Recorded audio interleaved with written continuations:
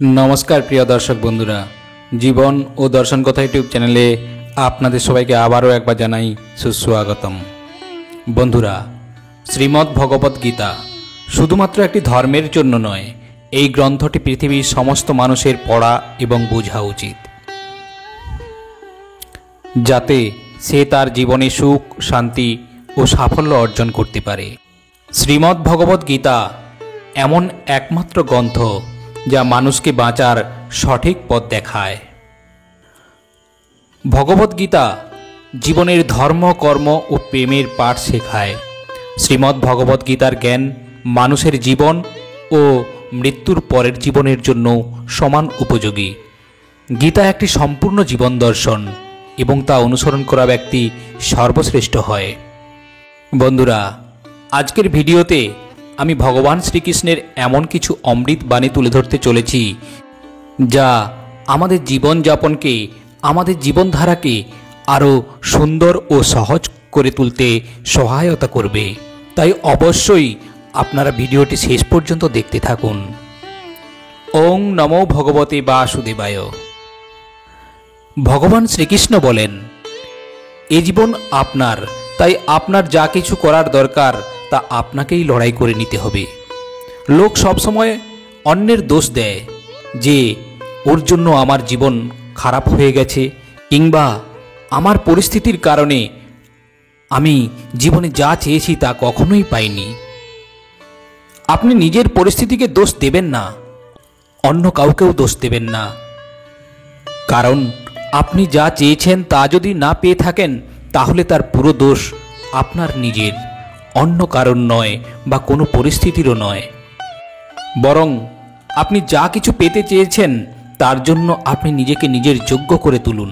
আর নিজেকে যোগ্য করে তোলার জন্য পরিশ্রমই একমাত্র পথ।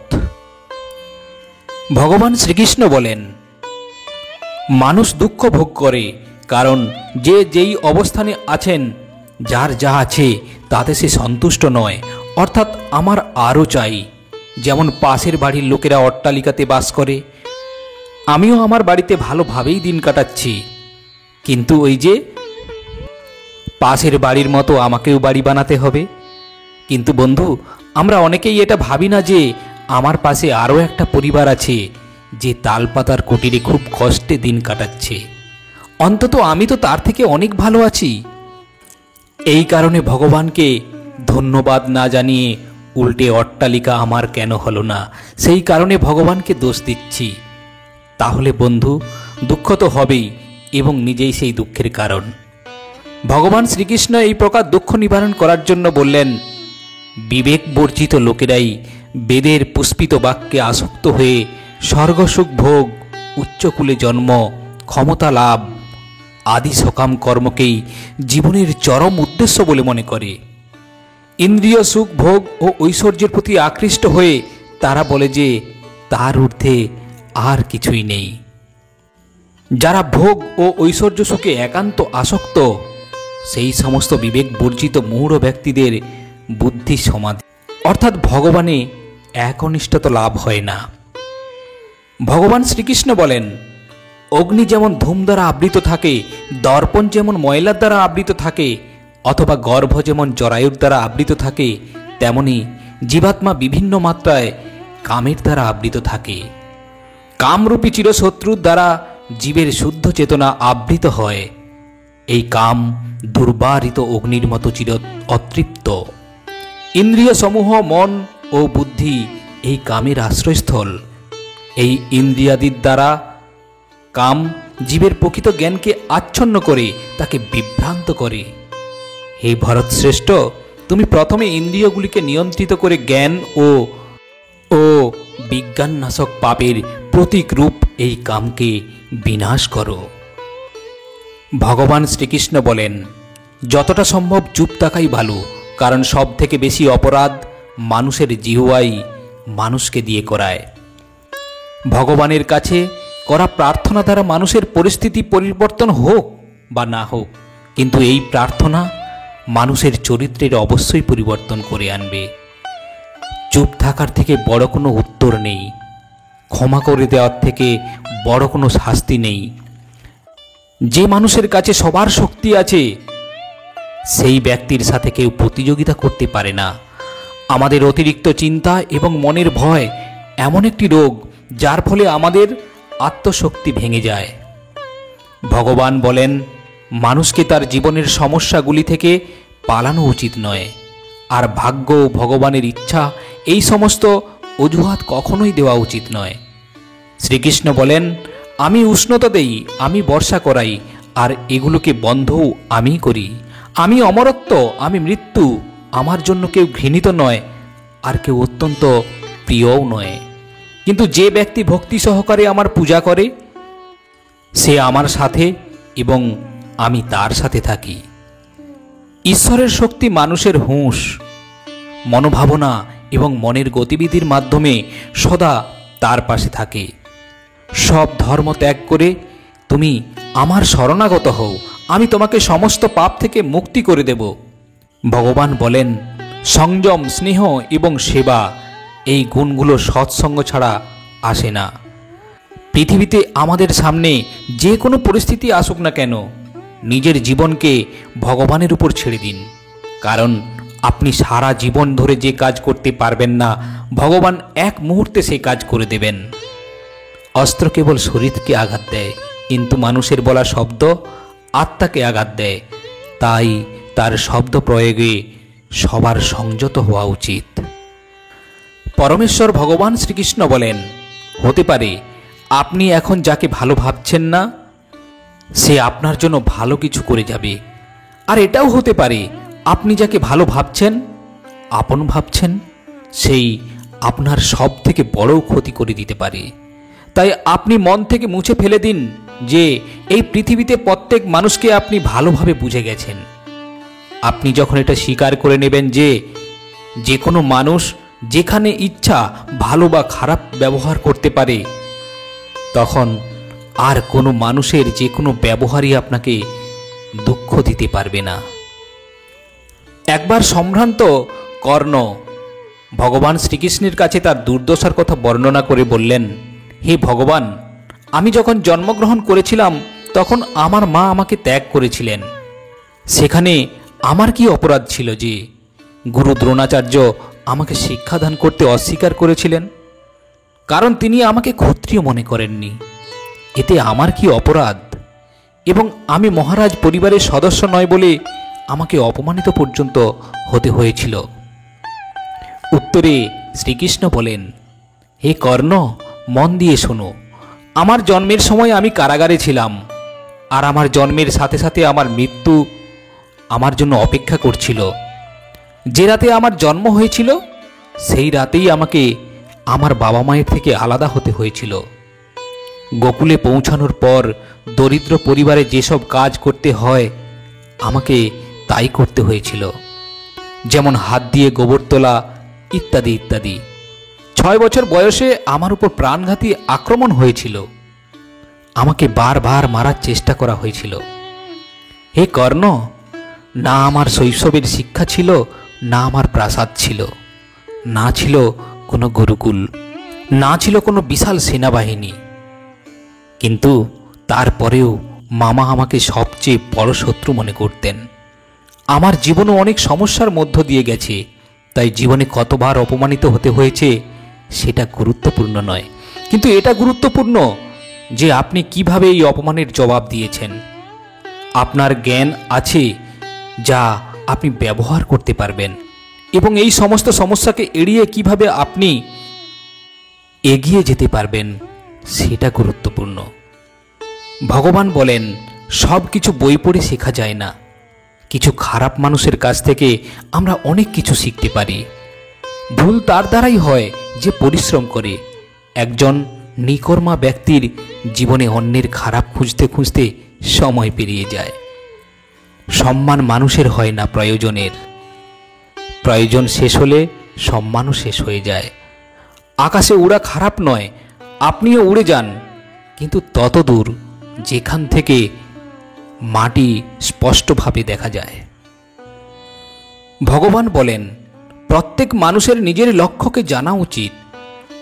আপনার কোথায় কত দূর পর্যন্ত যাওয়া উচিত।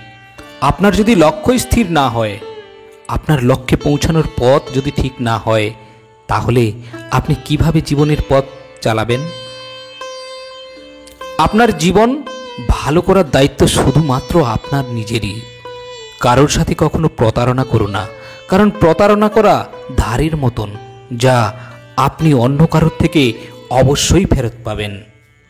একটি ভালো দৃষ্টি সেটাই যে নিজের দোষ এবং অন্যের ভুল খুঁজে পায়। সেই ব্যক্তির উপর কখনো বিশ্বাস করো না যে সময়ের সাথে তার স্বভাব পরিবর্তন করে নেয়। জীবনে কখনো কারোর সঙ্গে নিজেকে তুলনা করবেন না, কারণ আপনি যেমন তেমনই সর্বশ্রেষ্ঠ। সবাই তার জীবন পরিবর্তন করার মতো সময় পায়, কিন্তু সময় পরিবর্তন করার জন্য নতুন জীবন পাওয়া যায় না। যা হবার তা অবশ্যই হবে, আর যা হবার নয় তা কখনোই হবে না। এমন নিশ্চয়তা যার বুদ্ধিতে আছে, তাকে চিন্তা কখনো কষ্ট দেয় না। ভালো মনে করা কোনো কাজ কখনো ব্যর্থও হয় না, আর তার ফল আপনি অবশ্যই পাবেন। হে কৌন্তেয়, ইন্দ্রিয়সমূহ এতই বলবান এবং ক্ষোভকারী যে তারা অতি যত্নশীল বিবেক সম্পন্ন পুরুষের মনকেও বলপূর্বক বিষয়াভিমুখে আকর্ষণ করে। যিনি তার ইন্দ্রিয়গুলিকে সম্পূর্ণ সংযত রেখে আমার প্রতি উত্তম ভক্তিপরায়ণ হয়ে তার ইন্দ্রিয়গুলিকে সম্পূর্ণরূপে বশীভূত করতে পেরেছেন, তিনি স্থিতপ্রজ্ঞ। এবং এইভাবে চিন্ময় চেতনায় অধিষ্ঠিত হওয়ার ফলে তখন আর জড়জগতের ত্রিতাপ দুঃখ তার থাকে না। এভাবে প্রসন্নতা লাভ করার ফলে বুদ্ধি শীঘ্রই স্থির হয়। পরমেশ্বর ভগবান বলেন, যে ব্যক্তি কৃষ্ণ ভাবনায় যুক্ত নয়, তার চিত্ত সংযত নয় এবং তার পারমার্থিক বুদ্ধি থাকতে পারে না। আর পরমার্থ চিন্তাশূন্য ব্যক্তির শান্তি লাভের কোনো সম্ভাবনাই নেই। এই রকম শান্তিহীন ব্যক্তির প্রকৃত সুখ কোথায়? হে পরন্তপ, সদ্গুরুর শরণাগত হয়ে তত্ত্বজ্ঞান লাভ করার চেষ্টা করো। বিনম্র চিত্তে প্রশ্ন জিজ্ঞাসা করো এবং অকৃত্রিম সেবার দ্বারা তাকে সন্তুষ্ট করো। তাহলে সেই তত্ত্বদ্রষ্টা পুরুষেরা তোমাকে জ্ঞান উপদেশ দান করবেন।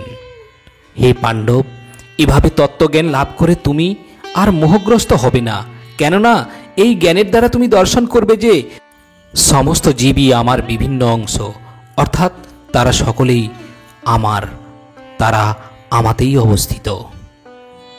তুমি যদি সমস্ত পাপীদের থেকেও পাপিষ্ঠ বলে গণ্য হয়ে থাকো, তাহলেও এই জ্ঞান রূপ তরণীতে আহরণ করে তুমি দুঃখ সমুদ্র পার হতে পারবে। প্রবল রূপে প্রজ্বলিত অগ্নি যেমন কাষ্ঠকে ভস্মাত করে, হে অর্জুন, তেমনি জ্ঞানাগ্নিও সমস্ত কর্মকে দগ্ধ করে ফেলে। এই জগতে চিন্ময় জ্ঞানের মতো পবিত্র আর কিছু নেই। এই জ্ঞান সমস্ত যুগের পরিপক্ক ফল। ভগবত ভক্তি অনুশীলনের মাধ্যমে যিনি সেই জ্ঞান আয়ত্ত করেছেন, তিনি কালক্রমে আত্মার পরাশান্তি লাভ করেন। জীবনের সংগ্রামে নিজেকে শ্রীকৃষ্ণ এবং অর্জুন হতে হবে। প্রতিদিন নিজেই সারথি হয়ে মহাভারতের যুদ্ধের মতো জীবন যুদ্ধে লড়তে হবে। আমরা কিছু না বললেও তবুও তিনি সব কিছু শুনে নেন, তাই ওনার নাম পরমাত্মা। তিনি কিছু না বললেও আমরা যদি শুনতে পাই, তারই নাম শ্রদ্ধা। সবার সাথে এমন ব্যবহার করুন যাতে কেউ আপনার সাথে বাজে কথা বললেও কেউ তার কথা বিশ্বাস না করে। শ্রীকৃষ্ণ বলেন, যদি আপনার উদ্দেশ্য পরিষ্কার হয় এবং উদ্দেশ্য সঠিক হয়, তবে অবশ্যই ঈশ্বরও আপনাকে কোনো না কোনোভাবে সাহায্য করবেনই। আপনি জীবনে যত বেশি শান্ত থাকবেন, তখনই আপনি সর্বদা শক্তিশালী হবেন, কারণ লোহা তখনই শক্তিশালী হয় যখন ওটি ঠান্ডা থাকে। গরিব থাকলে কেউ পাত্তা দেবে না, পরিশ্রম করলে সবাই হাসবে এবং সফল হলে সবাই হিংসা করবে। তাই আপনি শুধু নিজের কর্মই করে যান। জীবন একটি এমন হিসাব যা ফিরে গিয়ে সংশোধন করা যায় না। তাই আজই নিজের মনকে উন্নত করুন এবং পুরানো জিনিসগুলিকে অভিজ্ঞতা হিসাবে ব্যবহার করুন। ভগবান বলেন, যে জীবনে উদ্যম, লক্ষ্য ও শৃঙ্খলা নেই, তাকে জীবন বলা হয় না, তাকে বলা হয় নষ্ট জীবন। কখনো কখনো আপনি কিছু ভুল না করেই খারাপ হয়ে যান, কারণ লোকেরা আপনাকে দিয়ে যা করাতে চায় আপনি তা করেন না। তাই যে ব্যক্তির হৃদয়ে সত্যিকারের মানবতা রয়েছে তার চিন্তা সর্বদাই থাকবে যে আমি যে যন্ত্রণা ভোগ করেছি তা যেন অন্য কেউ ভোগ না করে, আর আমি যে সুখ পেয়েছি তা সবাই যেন পায়। আমি হেসেও দেখেছি আর কেঁদেও দেখেছি, কাউকে পেয়েও দেখেছি আর হারিয়েও দেখেছি, এবং বুঝতে পেরেছি যে জীবনে কেবল তারাই বাঁচতে পারে যারা একা থাকতে শিখেছে। জীবন অনেক কিছু শেখায়, তোমাকে একটু কাঁদায়, একটু হাসায়। নিজের চেয়ে বেশি কাউকে বিশ্বাস করো না, কারণ ছায়াও তোমাকে অন্ধকারে রেখে একা ছেড়ে চলে যায়। যদি কেউ আপনাকে সত্যিকারের ভালোবাসে তবে সে অবশ্যই আপনাকে সময় দেবে, আপনার প্রতিটি পরিস্থিতিকে সমর্থন করবে এবং সর্বদা আপনার জন্য উৎসর্গীকৃত হবে। কারণ সত্যিকারের ভালোবাসা একে অপরের সুখ চায়, চোখের অশ্রু নয়। লোহাকে কেউ ধ্বংস করতে পারে না, কেবল তার মরিচাই তাকে ধ্বংস করে দেয়। একইভাবে একজন মানুষকে কেউ নয়, নিজের চিন্তাই তাকে ধ্বংস করে। তাই ভালো চিন্তা করুন, অবশ্যই ভালো হবে। বাবা মায়ের উপদেশ সবারই খারাপ মনে হয়, মা বাবার ইচ্ছা সবারই ভালো লাগে। প্রায়শই একাকিত্বর মধ্যে যায় যে জীবন সঠিক সিদ্ধান্ত নেয় সে। মিথ্যার সংখ্যা বেশি হলেও তা বেশি দিন টেকে না। সত্যের সংখ্যা একটি হলেও তা সবসময় আপনার সাথে শেষ পর্যন্ত থাকে।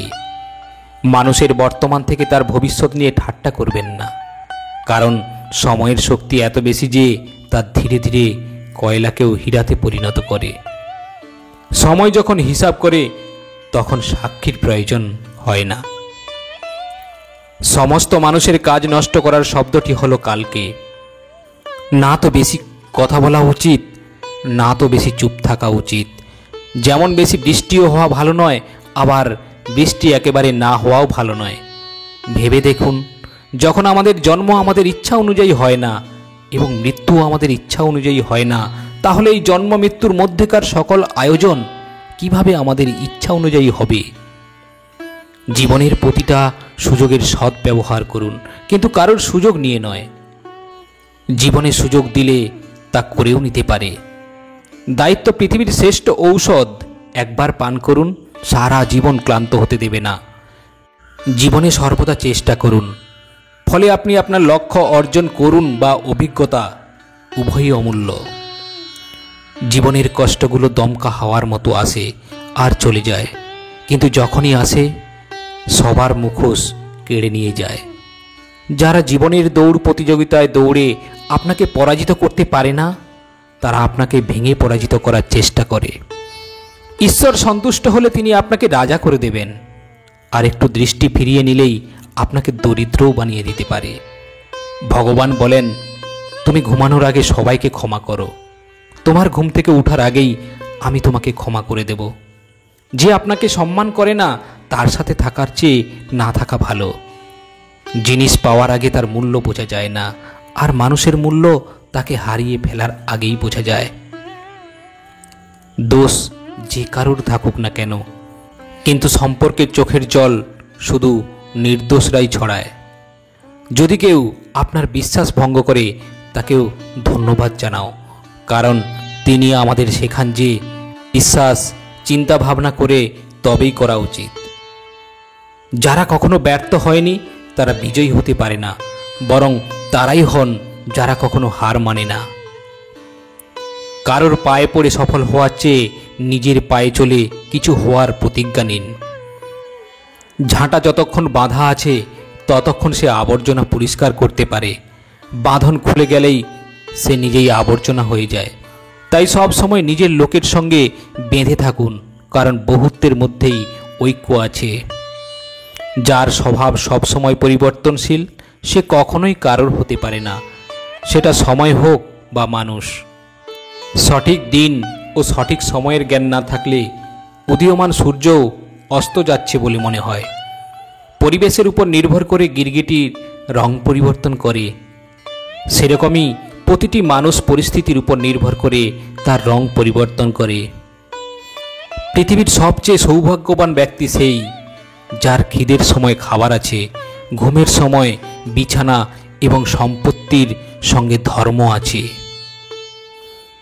ভগবান শ্রীকৃষ্ণ বলেন, তুমি মন ছোট করো না। যেখানে তোমার আপনজন মুখ ফিরিয়ে নেবে সেখানে আমি তোমার সাথে থাকব। কারোর সামনে এত মাথা নত করো না যে সে মনে করে তুমি হেরে গেছো। মানুষ তখনই তোমায় সম্মান করবে যখন তুমি তার সাথে তার মতোই ব্যবহার করবে। ভগবানের উপর বিশ্বাস এমনভাবে করুন যেমন একটি বাচ্চাকে আকাশের দিকে ছোড়া হয় তখন সে ভয় পাওয়ার বদলে হাসে, কারণ সে জানে আপনি তাকে পড়তে দেবেন না। সর্বদা সেই ব্যক্তির থেকে নিজের দূরত্ব বজায় রাখুন যে নিজের ভুল বুঝতে পারে না। ভগবান বলেছেন, যখন আশা ভাঙতে শুরু করে তখন একবার ভগবদ্গীতার আশ্রয় নিন। বন্ধুরা, আজ এই পর্যন্ত। আবারও আসবো পরের ভিডিও নিয়ে। ততক্ষণ ভালো থাকবেন, সুস্থ থাকবেন। নমস্কার।